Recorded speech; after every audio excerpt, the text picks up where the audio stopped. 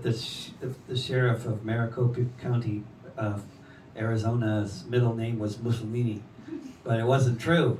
They were just, somebody edited his wiki because they thought, it should be, It wasn't. It would have made a great song, but it wasn't true.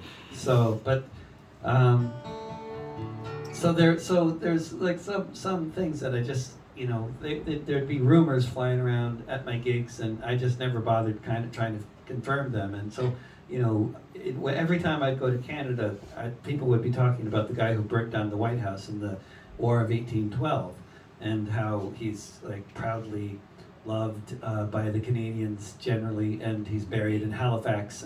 And every time I'd go to Halifax, there'd be different people wanting to take me to his grave, and so which I really appreciated. I love history, and I love cemeteries. I just visited Karl Marx's grave in Highgate. What an incredibly beautiful cemetery that is in London. But I visited General Ross's grave in Halifax, and kind of moved on and didn't really think about what to write about him. He's a complex character, But then one day I was taking a walk in Ireland in Ross Trevor, and came upon a monument to General Ross, and then I discovered that Ross Trevor was named after his family, which kind of took the land from the local inhabitants several hundred years ago, and he's commemorated there with this monument. So I went back to Tommy Sand's house and told him, there's this monument here to General Robert Ross. He burned down the White House.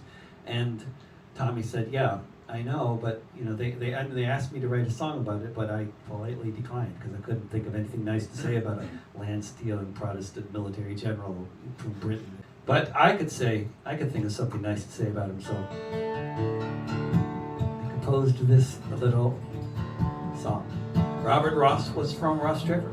He was born in County Down.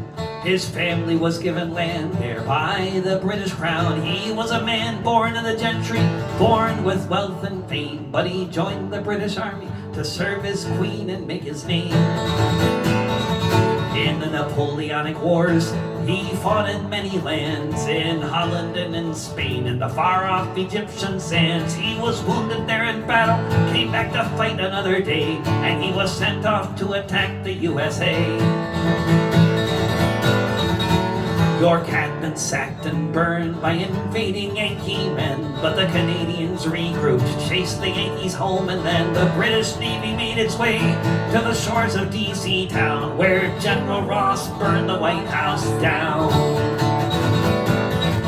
The year was 1814. The U.S. was in retreat. It was a Canadian victory, an American defeat. Without the French to help them, they got their ass whipped by the Crown when General Ross burned the White House down.